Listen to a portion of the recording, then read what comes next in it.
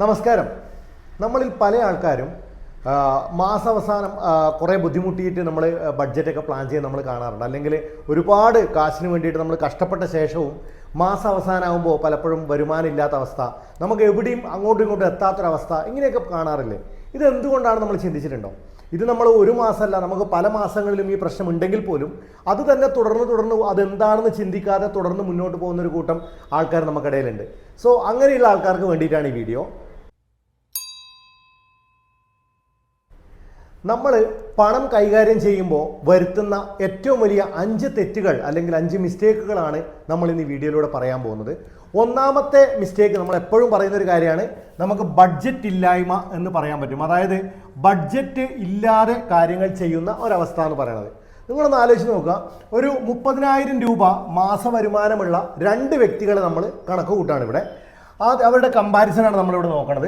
30 വയസ്സുള്ള ഒരു വ്യക്തി ബഡ്ജറ്റ് ഇല്ലാതെ ഒരു വ്യക്തിയും, അതുപോലെ തന്നെ 30,000 രൂപ തന്നെ വരുമാനം കിട്ടുന്ന ബഡ്ജറ്റുള്ള ഒരു വ്യക്തിയും തമ്മിൽ എങ്ങനെയാണ് അവരുടെ വരുമാനം മാറണത് എന്ന് നമുക്ക് നോക്കാം. 2 പേരുടെയും വരുമാനം 30,000 രൂപയാണ്. നിങ്ങളൊന്ന് ആലോചിച്ച് നോക്കുക, ഒരു ബഡ്ജറ്റും ഇല്ലാത്ത വ്യക്തിക്ക് സാധാരണയായിട്ട് കാശ് തീർന്നു പോകാൻ എല്ലാവരെയും പോലെ എന്തൊക്കെയാണ് കാരണങ്ങൾ നമുക്കൊന്ന് നോക്കാം. ഫസ്റ്റത്തെ കാരണം നമുക്കറിയാം, വീട്ടിലുള്ള ചിലവുകൾ, ഹോം എക്സ്പെൻസസ്, അല്ലെങ്കിൽ വീട്ടിലുള്ള നമ്മുടെ കുറേ കാര്യങ്ങൾ, വീട്ടിലേക്കുള്ള സാധനങ്ങൾ വാങ്ങുക, അങ്ങനെയുള്ള കാര്യങ്ങളൊക്കെ നമുക്ക് ഈ ഹോം എക്സ്പെൻസസ് എന്ന് പറയുന്ന ഒരു ക്രൈറ്റീരിയയിൽ കൂട്ടാം നമുക്ക്. ഇനി രണ്ടാമത്തേത് നമുക്കറിയാം, ഡ്രസ്സ് പോലെയുള്ള കാര്യങ്ങൾ, നമ്മുടെ പർച്ചേസ് പോലെ ഡ്രസ്സിൻ്റെ പർച്ചേസ്, അതുപോലെ തന്നെ നമ്മുടെ യൂട്ടിലിറ്റി ബില്ലുകൾ, മൊബൈൽ ബില്ല് അല്ലെങ്കിൽ ഇലക്ട്രിസിറ്റി ബില്ല്, ഇങ്ങനെയുള്ള സംഭവങ്ങളൊക്കെ നമുക്ക് യൂട്ടിലിറ്റി ബില്ലുകളെയൊക്കെ തന്നെ ഈ ഒരു കണക്കിൽ നമുക്ക് കൊണ്ടുവരാം. നമ്മൾ പുറത്തുനിന്നുള്ള ഫുഡ് കഴിക്കുന്ന എക്സ്പെൻസ് പോലെയുള്ള എക്സ്പെൻസ്, ബേസിക് എക്സ്പെൻസ് ആയിട്ട് നമ്മൾ കാണുന്ന ചിലവുകൾ. ഇനി ഏറ്റവും വലിയൊരു കാര്യമാണ് എൻ്റർടൈൻമെൻറ്റ് എക്സ്പെൻസ്. ഈ എൻ്റർടൈൻമെൻറ്റ് എക്സ്പെൻസ് എന്ന് പറയുമ്പോൾ നമുക്ക് പലതരത്തിൽ നമുക്ക് അതിനെ കൊണ്ടുപോകാം. വീട്ടിലുള്ള നമുക്കിപ്പോൾ പറഞ്ഞ പോലെ തന്നെ ടി വിയിൽ നമ്മളിപ്പോൾ ആമസോൺ പ്രൈം അങ്ങനെ അല്ലെങ്കിൽ അങ്ങനെയുള്ള പല ചാനലുകൾ സബ്സ്ക്രൈബ് ചെയ്യുന്നുണ്ടെങ്കിൽ അത് നമുക്ക് വേണമെങ്കിൽ ഉൾപ്പെടുത്താം. എല്ലാ മാസവും നമ്മൾ 1, 2, 3 മൂവിക്ക് പോകുന്ന ആൾക്കാരുണ്ടാവും, അങ്ങനെയുള്ള ഇതിന് ചിലവ് ഉൾപ്പെടുത്താം. ടൂർ പോകുന്ന ആൾക്കാരുണ്ടാവും, അതിനെ അങ്ങനെ വേണമെങ്കിൽ ഉൾപ്പെടുത്താം. ഇങ്ങനെയൊക്കെയുള്ള കാര്യങ്ങളൊക്കെ നമുക്ക് ഇതിനകത്ത് കൊണ്ടുവരാൻ പറ്റും. സോ ഇതൊക്കെ ഇങ്ങനെയുള്ള ഒരുപാട് എക്സ്പെൻസസ്, ചിലവുകളിൽ ഈ പറയുന്ന എക്സ്പെൻസിൽ ഒരുപാടെണ്ണം നിർവചിക്കാൻ പറ്റും. സോ ഇതൊക്കെ നമുക്ക് എന്ത് ചെയ്യാം, ബഡ്ജറ്റ് ഇല്ലാത്തൊരു വ്യക്തി കിട്ടുന്നത് പോലെ ആയിരിക്കും ഉണ്ടാവുക. മാസം ഒരു 25-ാം തീയതിയൊക്കെ കഴിഞ്ഞാൽ ഈ 30,000 ചിലപ്പോൾ വളരെ ചെറിയ, ചിലപ്പോൾ ഒരു 2,000 രൂപയിൽ താഴെയൊക്കെയാണ് ഈ പറയുന്ന കൂട്ടത്തിലുള്ള ആൾക്കാർക്ക് ഉണ്ടാവുക. ഇവിടെ എന്തെങ്കിലും ആ വ്യക്തി മാറ്റി വെക്കുന്നുണ്ടോ എന്ന് ചോദിച്ചാൽ കംപ്ലീറ്റ് ആയിട്ട് തീർന്നു പോകുന്ന ഒരവസ്ഥയാണ്. ഇനി ഈ വ്യക്തി ഇതേപോലെ തന്നെ 30,000 രൂപ തന്നെ നമുക്ക് ഈ വ്യക്തിക്കും ശമ്പളം കിട്ടുന്നു. കിട്ടിയ ഉടനെ തന്നെ ആ വ്യക്തി കണക്ക് കൂട്ടുന്നത് 30,000-ൽ നിന്ന് ആദ്യം തന്നെ ഒരു SIP, പുള്ളി ഒരു 5,000 റുപ്പീസ് ഒരു SIP ചെയ്യുന്നുണ്ട്. അവിടെ വരുന്ന ബാലൻസ് ഒരു 25,000 റുപ്പീസ് നമുക്ക് ബാലൻസ് ആയിട്ട് പറയാൻ പറ്റും, അല്ലേ? ഇനി അതുപോലെ തന്നെ ഇൻഷുറൻസ്, അതായത് ടേം ഇൻഷുറൻസ്, അതുപോലെ തന്നെ ഹെൽത്ത് ഇൻഷുറൻസ്, ഈ 2 ഇൻഷുറൻസിനും കൂടിയിട്ട് അയാൾക്ക് ഒരു മാസത്തേക്ക് ഡിവൈഡ് ചെയ്താൽ ഒരു 2,000 രൂപ ചിലവുണ്ടെങ്കിൽ അയാൾക്കറിയാം ഇനി അടുത്ത ബാലൻസ് ഉണ്ടാവുന്നത് 23,000 രൂപയാണ്. ഇനി അതുപോലെ തന്നെ കൃത്യമായിട്ട് സാമ്പത്തിക കാര്യങ്ങൾ പ്ലാൻ ചെയ്യുന്ന വ്യക്തിയാണെങ്കിൽ ഒരു RD, ചിലപ്പോൾ ഒരു ചിട്ടി, ഇങ്ങനെയുള്ള കാര്യങ്ങളൊക്കെ ഉണ്ടാവും. അതിന് വേണമെങ്കിൽ നമുക്ക് ഒരു 5,000 രൂപ ടോട്ടലായിട്ട് ഈ വ്യക്തി ചിലവാക്കുന്നുണ്ട് എന്ന് കൂട്ടുക. അങ്ങനെയാണെങ്കിൽ ആ വ്യക്തിക്ക് ബാക്കി ഉണ്ടാകുന്നത് 18,000 രൂപയാണ്. ഇനി ഇതിൻ്റെ പുറമെ നമുക്കറിയാം, കുട്ടികളുടെ കിഡ്സിൻ്റെ വിദ്യാഭ്യാസം, അങ്ങനെയുള്ള ചിലവുകളൊക്കെ കൂടിയിട്ട് ഒരു 1,500-2,000 രൂപ ഉണ്ടെങ്കിൽ അവിടെ അറിയാം 16,000 രൂപയാണ് ഈ വ്യക്തിയുടെ ബാക്കി ഉണ്ടാവുക. ഇനി സാധാരണയായിട്ട് ഇവിടെ പറഞ്ഞ ഈ എക്സ്പെൻസിൻ്റെ കൂടെ പെട്രോൾ പോലെയുള്ള എക്സ്പെൻസ് ഒക്കെ 2 പേർക്കും ഉണ്ടാവും.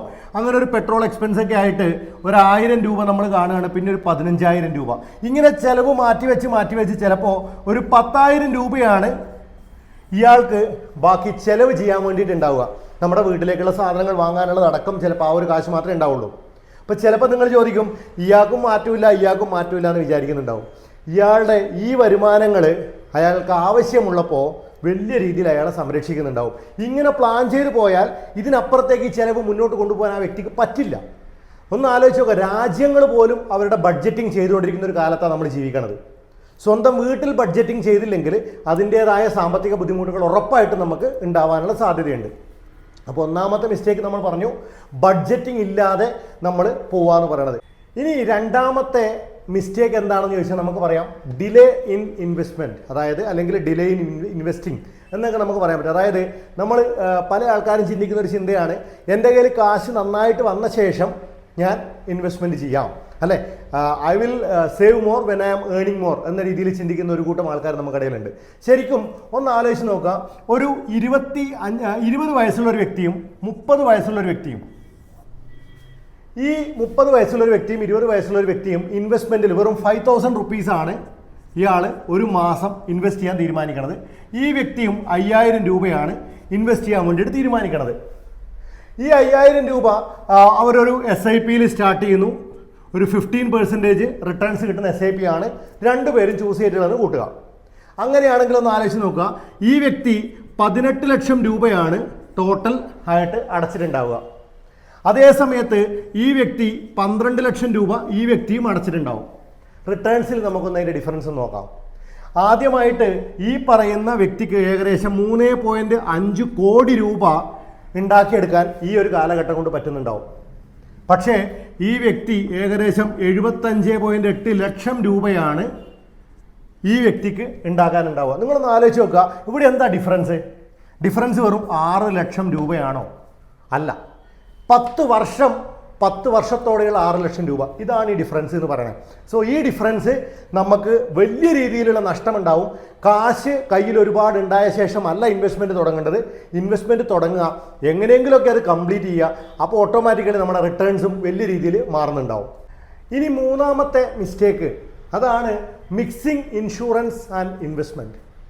പല ആൾക്കാരും വിചാരിക്കുന്ന ഒരു കാര്യമാണ് യൂണിറ്റ് ലിങ്ക്ഡ് ഇൻഷുറൻസ് പ്ലാനുകൾ, എൻഡോമെൻറ്റ് പ്ലാനുകൾ പോലെയുള്ള പ്ലാനുകളൊക്കെ ഇൻവെസ്റ്റ്മെൻറ്റിൻ്റെ പർപ്പസിന് വേണ്ടി ഉപയോഗിക്കാം എന്നുള്ളത്. അതൊരു ക്ലാസിക് ആയിട്ടുള്ളൊരു മിസ്റ്റേക്കാണ്. ഒരു കാരണവശാലും ഇത് രണ്ടും ഒന്നല്ല, രണ്ടും രണ്ട് തന്നെയാണ്.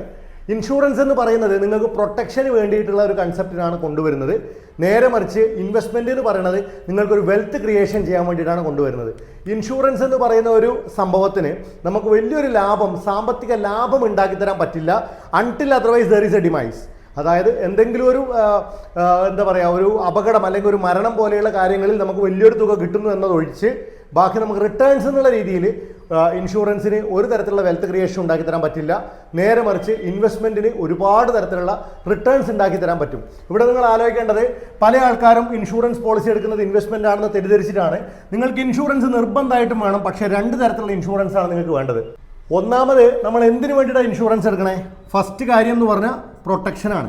പ്രൊട്ടക്ഷൻ എന്ന് പറയുമ്പോൾ നമുക്കറിയാം, ഈ പറയുന്ന നമ്മുടെ ലൈഫിനുള്ള ഒരു കവറേജ്, നമ്മുടെ ജീവിതത്തിൽ നമ്മുടെ ആബ്സെൻസിൽ നമ്മുടെ ഡിപ്പെൻഡൻ്റ് ആയി നിൽക്കുന്ന ആൾക്കാർക്കുള്ള ഒരു വരുമാനം, അല്ലെങ്കിൽ അവർക്ക് ജീവിതം അല്ലല്ലില്ലാതെ മുന്നോട്ട് കൊണ്ടുപോകാൻ വേണ്ടിയിട്ട്, ദാറ്റ്സ് കോൾഡ് പ്രൊട്ടക്ഷൻ. ഇതിന് വേണ്ടിയിട്ടുള്ളത് ടേം ഇൻഷുറൻസ് മാത്രമാണ്. അതായത് പല ആൾക്കാരും തെറ്റിദ്ധരിച്ചതാണ്. എന്നാൽ പോലും മരണക്കുറി എന്ന് പറയുന്ന അല്ലെങ്കിൽ മരണ പോളിസി എന്ന് പറയുന്ന ടേം ഇൻഷുറൻസ് തന്നെയാണ് പ്രൊട്ടക്ഷന് വേണ്ടിയിട്ടുള്ളത്.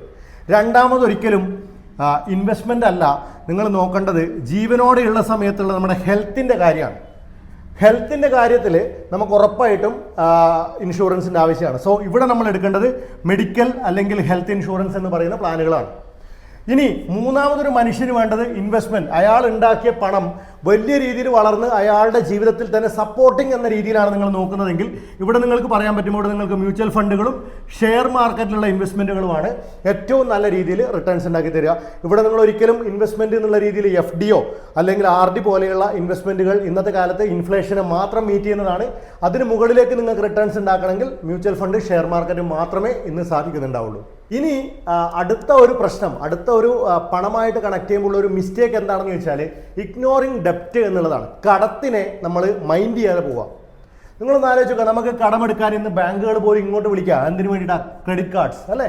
ക്രെഡിറ്റ് കാർഡുകൾ, പ്രീ അപ്രൂവ്ഡ് ലോണുകൾ, ഇങ്ങനെ കടമായിട്ട് തരാൻ ബാങ്കുകൾ മത്സരിക്കുമെന്ന് മനസ്സിലാക്കുക. ഉറപ്പായിട്ടും അതിനുള്ളൊരു വലിയൊരു ബിസിനസ് ഉണ്ട്. അപ്പോൾ ആ ബിസിനസ്സിൽ ഞാൻ എൻ്റെ ഒരുപാട് കഷ്ടപ്പെട്ടുണ്ടാക്കിയ കാശ് കൊണ്ടുപോയിട്ട് ഇല്ലാതാക്കാൻ വേണ്ടിയിട്ട് ആ ബിസിനസ്സിൻ്റെ ഭാഗമാവണോ എന്ന് ചിന്തിക്കുക. ക്രെഡിറ്റ് കാർഡ് നല്ലത് തന്നെയാണ്, ഒരിക്കലും കുറ്റമൊന്നും പറയാൻ പറ്റില്ല. കൃത്യമായി മാനേജ് ചെയ്യുന്ന വ്യക്തികൾക്ക് മാത്രം ക്രെഡിറ്റ് കാർഡ് നല്ല രീതിയിൽ ഗുണകരമായ സംഭവമാണ്. പക്ഷെ ഒന്ന് മനസ്സിലാക്കുക, മിനിമം പേയ്മെൻറ്റ് മാത്രം അടച്ച് ക്രെഡിറ്റ് കാർഡ് കൊണ്ടുപോവുകയാണെങ്കിൽ you are in a trap. നിങ്ങളൊരു വലിയൊരു കെണിയിലാണ്. മിനിമം പേയ്മെൻറ്റ് മാത്രം അടച്ച് ക്രെഡിറ്റ് കാർഡ് കൊണ്ടുപോകാൻ ഒരു കാരണവശാലും ചെയ്യാൻ പാടില്ല. ഇനി അടുത്തൊരു കാര്യം, കൂടുതൽ റേറ്റുള്ള എന്താ പറയുക ലോണുകൾ ഉണ്ടെങ്കിൽ, ഡെപ്റ്റ് ഉണ്ടെങ്കിൽ അത് ആദ്യം തീർക്കാൻ വേണ്ടി ശ്രമിക്കുക. ഇപ്പോൾ 9%, 12%, 16%, ഇങ്ങനെ 3 കടം ഒരു വ്യക്തിക്ക് ഉണ്ടെങ്കിൽ ചിലപ്പോൾ നിങ്ങൾക്ക് പ്രഷർ ചിലപ്പോൾ കൂടുതൽ ഇതിലേക്കായിരിക്കാം. പക്ഷെ ഒന്ന് മനസ്സിലാക്കുക, ആദ്യം ഇത് തീർത്താൽ മാത്രമേ നിങ്ങളുടെ പ്രശ്നങ്ങൾ തീരുള്ളൂ. സോ ആദ്യം ഇങ്ങനെയുള്ള വലിയ റേറ്റ് കിട്ടുന്ന കടങ്ങൾ ഒഴിവാക്കാൻ വേണ്ടി ശ്രദ്ധിക്കുക. ഇനി അതുപോലെ തന്നെ വലിയൊരു കാര്യമാണ് എമർജൻസി ഫണ്ട്. നമ്മൾ ഒരുപാട് വീഡിയോയിൽ പറഞ്ഞ കാര്യമാണ്. ചുരുങ്ങിയത് നിങ്ങളുടെ 3 മാസത്തെ ചിലവെങ്കിലും നിർബന്ധമായിട്ടും എമർജൻസി ഫണ്ടായിട്ട് കൊണ്ടുപോകാൻ ശ്രദ്ധിക്കുക. കാരണം പിന്നെ ഒരു കാലത്ത് വീണ്ടും കടം കൊണ്ടുപോയി നിങ്ങളുടെ കാശിനെ വലിയ രീതിയിൽ കളയാതിരിക്കാൻ വേണ്ടിയിട്ട് ഇനി ഒരു ആവശ്യം വരുമ്പോൾ കടത്തിലേക്ക് ചിന്തിക്കാതിരിക്കാൻ വേണ്ടിയിട്ട് നിങ്ങൾക്ക് എമർജൻസി ഫണ്ട് വളരെ അത്യാവശ്യമാണ്. സോ എമർജൻസി ഫണ്ട് പതിയെങ്കിലും നിർബന്ധമായിട്ടും ഉണ്ടാക്കാൻ ശ്രദ്ധിക്കുക. ആ എമർജൻസി ഫണ്ട് ഒരു കാരണവശാലും നമ്മുടെ എൻ്റർടൈൻമെൻറ്റ് പർപ്പസിന് വേണ്ടിയിട്ടോ അല്ലെങ്കിൽ ഡ്രസ്സ് വാങ്ങുന്ന പോലെയുള്ള എക്സ്പെൻസിന് വേണ്ടി ഒരു കാരണവശാലും ഉപയോഗിക്കരുത്. നിങ്ങൾ കൃത്യമായിട്ട് അതിനെ എമർജൻസി ഫണ്ട് എന്ന രീതിയിൽ തന്നെ ട്രീറ്റ് ചെയ്യുക. ഇനി അടുത്ത ഒരു കാര്യമാണ് നോട്ട് സെറ്റിംഗ് ഗോൾസ്. അതായത് നിങ്ങൾക്ക് എവിടെ എത്തിച്ചേരണം എന്ന് കൃത്യമായിട്ടുള്ള ഫിനാൻഷ്യൽ ഗോള് ഉണ്ടാക്കാതിരിക്കുക.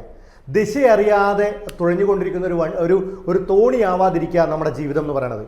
നമുക്ക് എവിടെയാണോ പോകേണ്ടത് അവിടേക്കുള്ള ബസ്സിൽ തന്നെ കയറിയിരുന്നാൽ, അല്ലെങ്കിൽ അവിടേക്കുള്ള ഫ്ലൈറ്റിലോ കാറിലോ അല്ലെങ്കിൽ എന്താണോ ട്രെയിനിലോ എന്തിലായാലും അവിടെ തന്നെ നമ്മൾ പോയാൽ, അല്ലെങ്കിൽ ആ വണ്ടിയിൽ തന്നെ പോയാൽ മാത്രമേ നമുക്ക് ഉദ്ദേശിച്ച സ്ഥലത്ത് എത്താൻ പറ്റുള്ളൂ. എന്ന് പറഞ്ഞതുപോലെ നിങ്ങളുടെ പ്ലാനിങ് കൃത്യമായി ചെയ്യുക. നിങ്ങൾക്ക് എന്താണ് വേണ്ടത്? 40-ാമത്തെ വയസ്സിൽ വീട് വെക്കണമെങ്കിൽ അതിനുവേണ്ടി പ്ലാൻ ചെയ്യുക. 35-ാമത്തെ വയസ്സിൽ കാർ വെക്കണമെങ്കിൽ അതിനുവേണ്ടി പ്ലാൻ ചെയ്യുക.